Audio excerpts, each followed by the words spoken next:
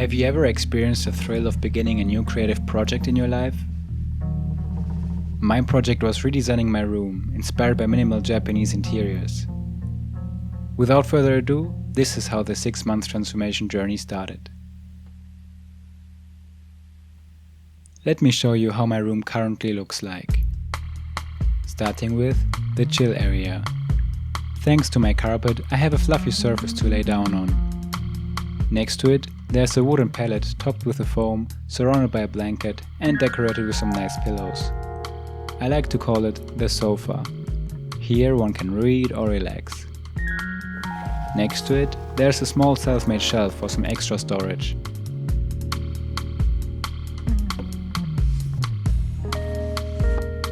Everything surrounded by plenty of natural elements and plants. By the way, they're very happy if you give them a shower once in a while.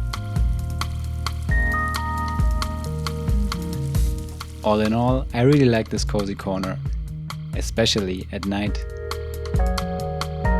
But there are other areas that need an upgrade, which brings me to the sleeping area.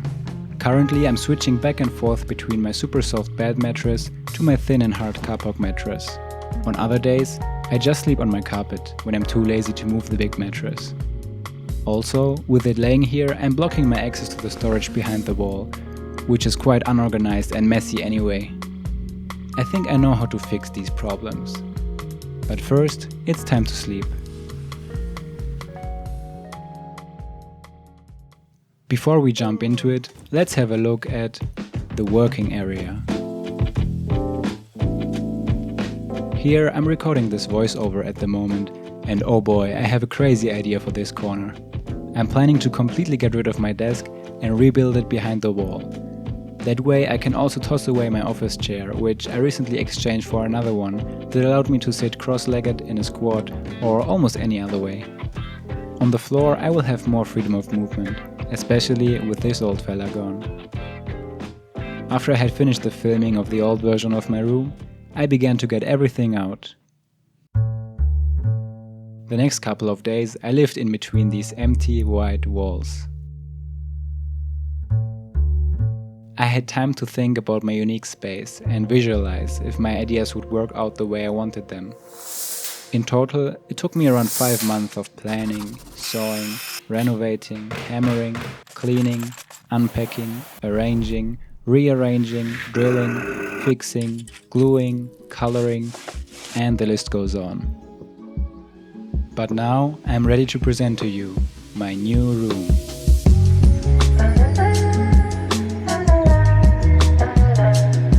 For the desk, I chose a wooden board and cut it so that it fits into this little nook in the wall. Like this, I regain space and flexibility. It's a bit less comfortable than an office chair, yes, but my body is already getting used to it, and I made some wooden stools to help me with that. Also, thanks to the LED that I attached at the back of my desk, I can create a variation of colorful moods.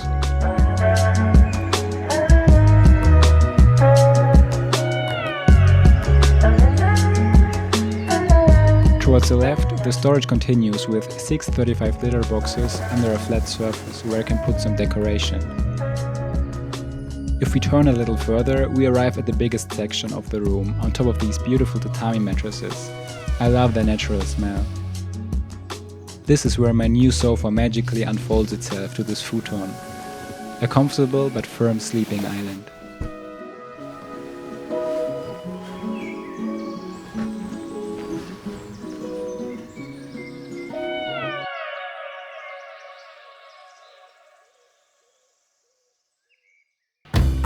After slowly waking up, I fold my blanket and roll it up, so that it fits in one of the drawers. Then, I either let the futon air out, or fold it to a couch. Sofa 2.0 you could say. The original sofa is still there, I only changed the blanket, but there are some other changes you could notice around it. Besides the warm salt lamp on top of my corner shelf, I also added the leftover piece of my desk. I kept it, looking for a place to attach it. Initially I was trying to fix it somewhere around the desk, but it never felt 100% right. until I discovered that it fits perfectly on the edge of the shelf and serves as a small extension and breakup of textures. Another detail is my new picture frame, which I made from the same material as the small stools. Other changes are that I hung my mirror so it looks a bit cleaner, and that I colored the wall with a nice brown tone that continues where I hang my shirts. I didn't make this cloth rack by myself though, my dad found it in the basement. I only added another plank so that I can put more stuff on top of it. Now I almost get jungle vibes in my room.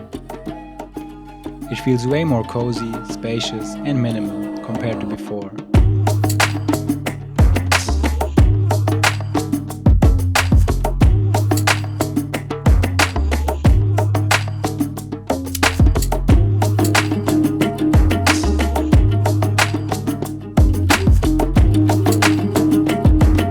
I genuinely enjoyed the creation and learned plenty during the process. For example, that I'm not looking forward gluing cork to a wall ever again. That's where I have to admit, I couldn't have made it without the help of my good friend and skilled craftsman called Cosmin, as well as a German brand named Futon that gave me a discount for their amazing products, the Yasumi 3+2 and their Tatami. So, thank you for that. Write down in the comments what you think about the transformation, I'm curious to know.